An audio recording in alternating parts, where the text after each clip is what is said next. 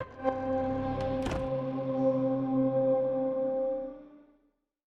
World of Warcraft has released its 8th consecutive expansion, and Blizzard once again beckons us to come back to one of the world's last subscription-based MMOs. Does Shadowlands have what it takes to entice adventurers back into the fray?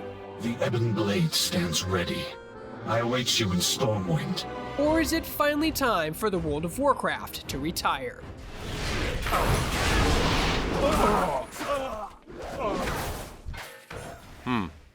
Looks like that guy just killed you. Find out in our review.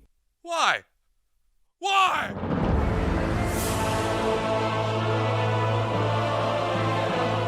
For those coming back after a prolonged absence from the previous expansion, Battle for Azeroth, you'll notice the level cap has been crunched to 60, down from 120.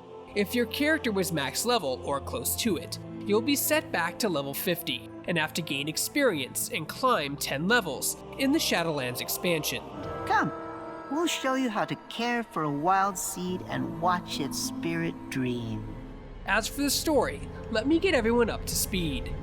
After fording the old gods for making a return and conquering Azeroth, we find that the ex-Horde war chief has flown to Icecrown's citadel, we assume to become the new Lich Queen. However, with some sort of newfound powers and abilities, Sylvanas is able to overthrow Bolivar Fordragon, remove the Helm of Domination, and successfully split it into several pieces. Upon doing so, she ruptures barriers between the dimensions of life and death. This is exactly where you start your journey, with a call from Bolivar Fordragon to enter the Rift and venture into the Shadowlands. Death Lord, the veil between our world and the Shadowlands has been sundered. Right at the start, you're given an introductory quest that will take you to Icecrown and put you into the opening scenario for Warcraft Shadowlands, which lays out on a scale that's on par with something like the Lord of the Rings films. Struggle all you like, mortals. You cannot escape your fate.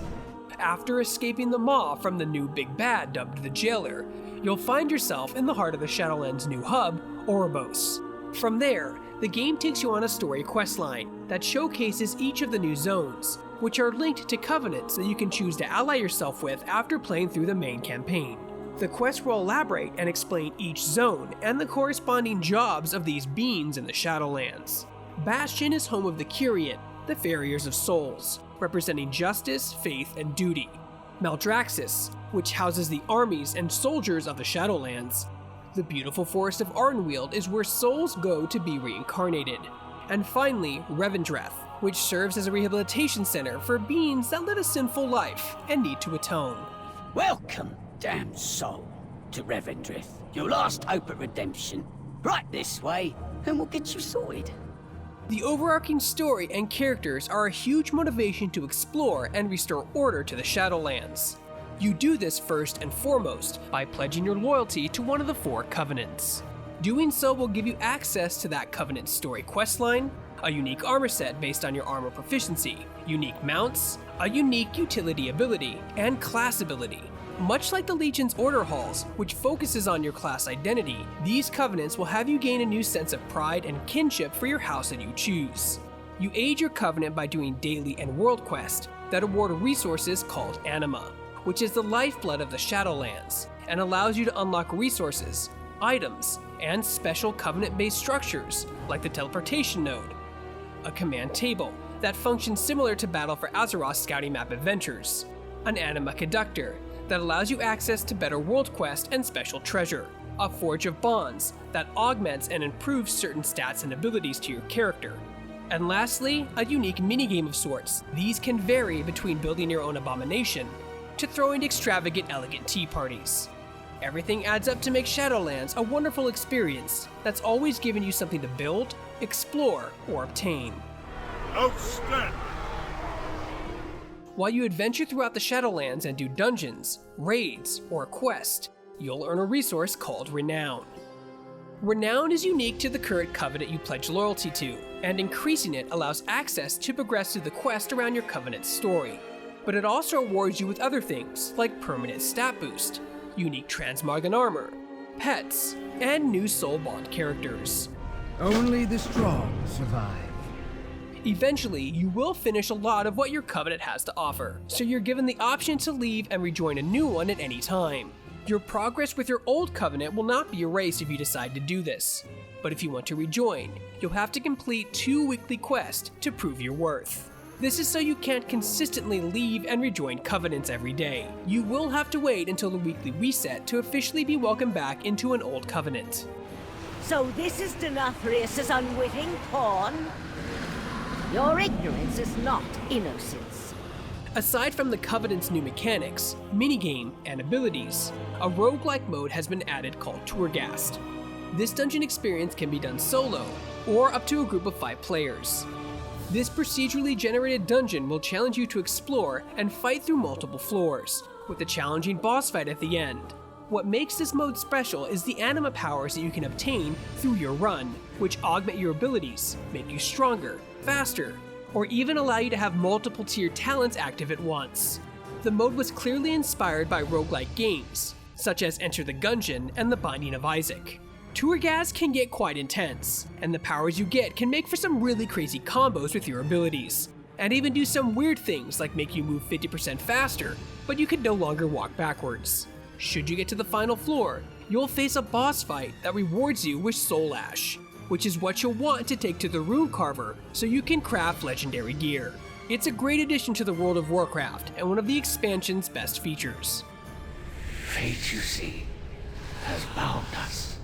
Now we can finally talk about the driving force that will keep you on your daily grind: the gear. While all the mechanics in WoW's core formula have remained the same, Shadowlands does offer 8 brand new dungeons that can be experienced in normal, heroic, or mythic difficulty levels. And of course, new raid content will keep plenty of players busy chasing top tier gear and weapons. Combine this with the 4 unique Covenant campaigns, and you have a lot of things to see and do in Shadowlands, as far as the endgame's concerned. Night embrace you. However, I'd be remiss if I didn't mention the complete overhaul of the game's leveling experience for new or returning players. And it's one of the game's most unique, impressive, and helpful features I've seen in the world of Warcraft in a long time. In past expansions, if you were a new player or paid for a character level boost, you were placed into a brief tutorial that showed you the basics of combat and your class. It was short, almost too short. After all, they wanted seasoned vets of the game to be able to start playing as fast as humanly possible, even if it was a completely new class for them. World of Warcraft now offers a completely new tutorial mode that step by step will teach brand new players the ropes of what it will take to play in this World of Warcraft. New players creating a new character will be given the option to travel to Exile's Reach, a new island that will show them how the game works in a very detailed and simple way. To lifelong players such as myself, you may snicker at this, but it's an absolutely brilliant way to introduce completely new players to how the game mechanics work, and give the new player a sense of whether or not the game is for them. You need it? I got it. World of Warcraft is not a simple game. In fact, at a glance to people who have never played it, it can look incredibly intimidating. This tutorial is very well designed, and really holds the player's hand to ensure they understand what to do and how everything works. Recover our supplies, but don't fight too many Murlocs at once.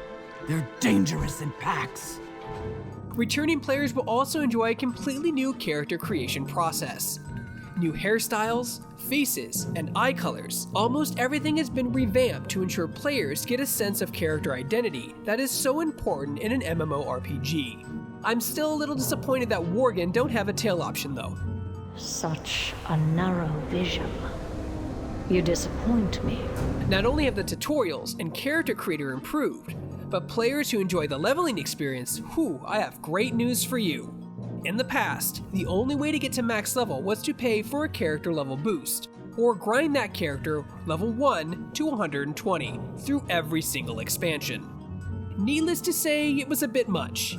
Now Blizzard has given the player a huge amount of choice in their leveling experience. Upon reaching level 10, you can actually choose a specific expansion to play through from levels 10 to 50 via a new system called Chromie Time. This means you can choose to experience the Wrath of the Lich King again without having to power through the Burning Crusade, or maybe even experience an expansion you previously skipped over, like Mist of Pandaria or Cataclysm. The option to level in a specific expansion you want is a welcome addition to the world of Warcraft. Do not exercise restraint when showing your great power to the Scourge. Shadowlands is one of Blizzard's best expansions since Wrath of the Lich King, giving seasoned vets plenty to do, see, and explore in the land of the afterlife. Blizzard has gone through some major effort into making the game more accessible to brand new players, and giving more options to experience everything this 16-year-old game has to offer. Yes, at its core, Warcraft is a grind for gear, items, and rep, and the monthly subscription cost is a bit high in 2021 in my opinion. But the game does a tremendous job of making the Shadowlands feel like a character unto itself, with some of the most beautiful, unique, fun, and diversive art style the game has seen in a long time. For a game that's over 15 years old, it's incredibly impressive to see what the designers and artists can do when working with inside a box. If you were on the fence about returning to the world of Warcraft, or have ever had the slightest interest to venture into the MMO space, there's no better time to enter the Shadowlands. For more video reviews and everything else gaming related, you're already in the right place. You're on Shacknews.com. Guys, when things look bad, you can't just give up on the world of Warcraft.